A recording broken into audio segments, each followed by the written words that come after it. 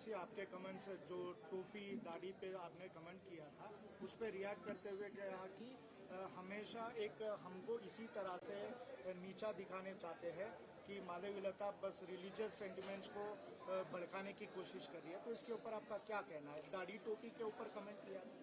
जब असदुद्दीन जी ने रामचंद्र जी और रामचंद्र के माता जी के ऊपर कमेंट किया था तो वह बहरा होकर कमेंट करे थे।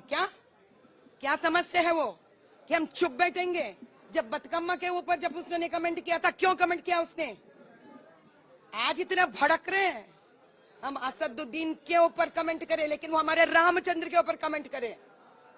वो याद नहीं है जो भाइयों दोनों मिलकर कमेंट करें। अब चुप बैठने का वक्त नहीं है।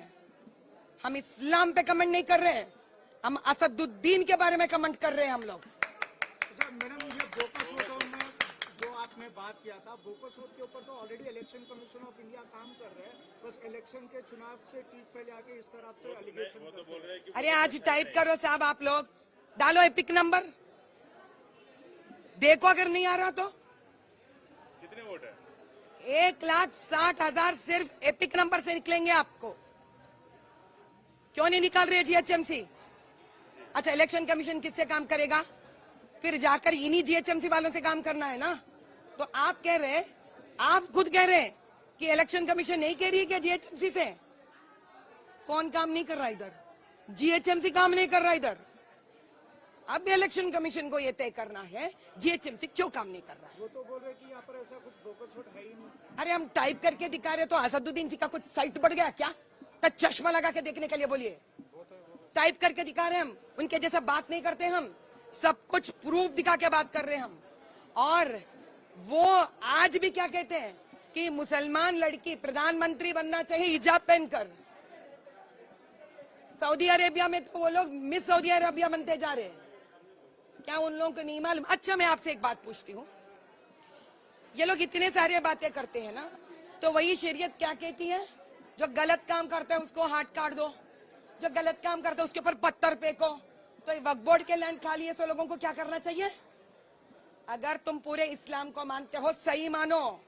औरंगजेब के फतवे आलमगिरी पकड़ के मत बात करो ये सब मेरे साथ। समझ में आया ना? यही इस्लाम भी कहता है किस प्रकार के पनिशमेंट्स देना है। ये वक्फ बोर्ड का लैंड 250 लोग है। एक दो है तो बोलेंगे साहब। अभी जो शमशाबाद एयरपोर्ट खड़ा है ना, किसके लैंड पे खड़ा है?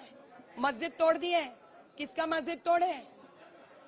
नाजर का वो अपार्टमेंट है। कहां से आया वो अपार्टमेंट? उनको क्या करना चाहिए?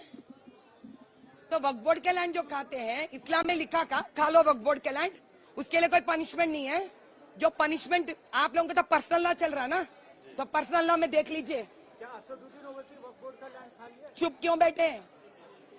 चुप क्यों बैठे? क्या इस्लाम ये नहीं कहता गलत काम करने वालों के साथ देना गलत नहीं है क्या? चुप बैठना गलत? आप बाबरी मस्जिद के बारे में गलत फाड़ फाड़ के बात कर रहे हैं ना, तो क्यों बात नहीं कर रहे इन वक्फ बोर्ड के लैंडों के बारे में?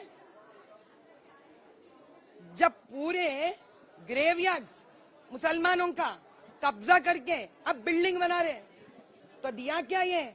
इस्लाम में नहीं दिया। ये वक्फ बोर्ड का प्रॉपर्टी होता है। ये कोई भी ग्रेवयार्ड्स पे आप घर नहीं बना सकते। ये मत समझिए भाई कि हम कुरान नहीं जानते, हम सब जानते हैं।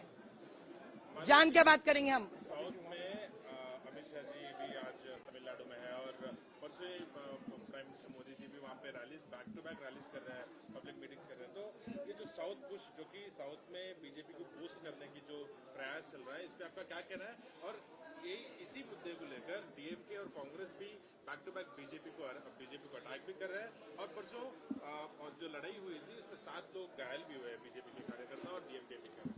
अभी साउथ पे अमित शाह भाई और मोदी भाई का कंसंट्रेट करने का एक ही वजह है, इस प्रकार के एएमआईएम वाले जो पार्टी आती है उनको भड़काकर, उनको भी गलत रास्ता दिखाकर, उनको प्रॉपर्टीज का, पैसों का और मुस्लिम वोटों का लालच दिखाकर जो गलत काम कर रहे हैं, वहां पे तमिलनाडु में सनातन धर्म को मुंह में आए जैसा बात कर रहे हैं। अब मोदी भाई, अमित भाई समझ लिए वक्त आ गया कि यहाँ के लोगों को सच पता लगना चाहिए। अब आप बताइए, अगर उनको कोई पार्टी ऊपर आना पसंद नहीं रहता तो अब तक इस प्रकार का वो पहले ही कर चुके होते, लेकिन वो सोचे कि लोकल पार्टीज कुछ तो अच्छा करेंगे लोकल लोगों को, जो उनको समझ में आया ये लोग नहीं करेंगे। ये लोगों की मजबूरी पर, लोगों की गरीबी पर अपना बिल्डिंग बनाएंगे। जब समझ में आ गया तो चुप बैठने वालों में से नहीं है हमारे मोदी भाई और अमित भाई।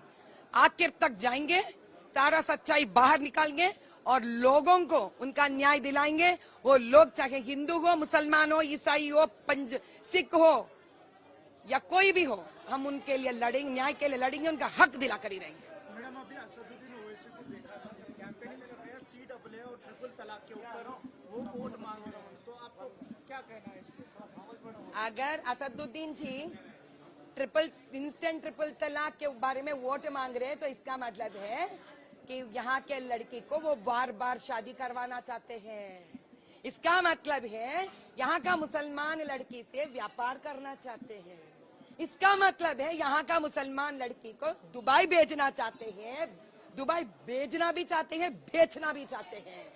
इसका मतलब ये है कि यहाँ का मुसलमान लड़की को ट्रिपल इंस्टेंट तलाक के दलदल से निकालना नहीं है। यह मर्दों का राज्य चलाने का, मुसलमान चंद मर्दों का राज्य चलेने का जो इन्होंने ठेका लेके रखा है ना, इसको हम निर्मूल करेंगे, उखाड़ के फेंकेंगे, औरत के लिए ठहरेंगे। औरत का सवाल है ये, औरत का इज्जत का सवाल है ये, और औरत का ये फ्रीडम का सवाल है, स्वेच्छा का सवाल है। हम सब एक है यहाँ पर, हमारे में भी वही खून बहता है जो इन मर्दों के में बहता है। क्या हमको हक नहीं है उनके सर समान ठहरने के लिए? क्या समझते हैं? सालों से दबा के रखना चाह रहे हैं औरतों को। चुप नहीं बैठेंगे अब की बार। ये चाहे मुसलमान औरत रहने दीजिए या हिंदू औरत रहने दीजिए या दलित औरत रहने दीजिए।